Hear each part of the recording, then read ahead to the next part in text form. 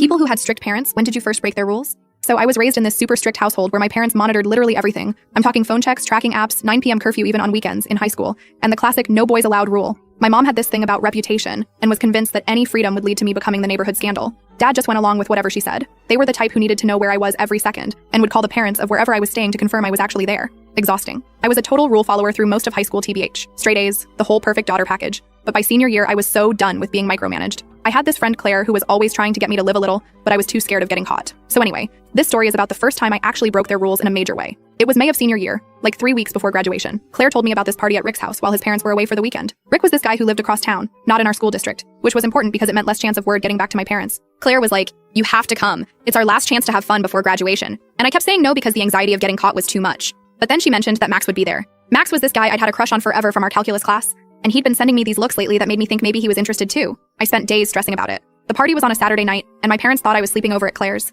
They'd already done the whole call her mom to confirm thing, and Claire's mom was cool and covered for us. The plan was to sleep at her house after, so technically I wasn't even lying about where I'd be sleeping. The day of the party, I was literally shaking. I had never deliberately disobeyed them like this before. Claire helped me get ready at her house, and I remember staring at myself in the mirror wearing this outfit that my parents would never have approved of, thinking, who even is this person? We got to Rick's around 10 p.m. and the party was already going. Just maybe 30 people scattered around this big house, music playing, people talking and drinking. I was so nervous I felt sick. Claire immediately found some friends and I just stood there awkwardly holding a cup of water because I was too scared to drink. That's when Max spotted me. He looked surprised but happy and came over like, "Didn't expect to see you here," with this smile that made my stomach flip. We ended up talking for hours, just sitting on Rick's back porch steps, talking about college plans and how ready we were to leave this town. It was the longest conversation we'd ever had. Around 1 a.m., my phone started blowing up. It was my mom. Apparently she had called Claire's mom for something random, and Claire's mom, thinking we were already at the sleepover, mentioned how we'd gone to hang out with friends, but would be back later. My mom freaked and started calling me nonstop. My heart literally dropped to my stomach. Max could see something was wrong, and I just started crying. I showed him all the texts and calls coming in, and explained about my parents. I was having a full panic attack, convinced my life was over. Max was so calm though. He was like, "Okay, let's think this through," while I was spiraling. He helped me come up with a plan.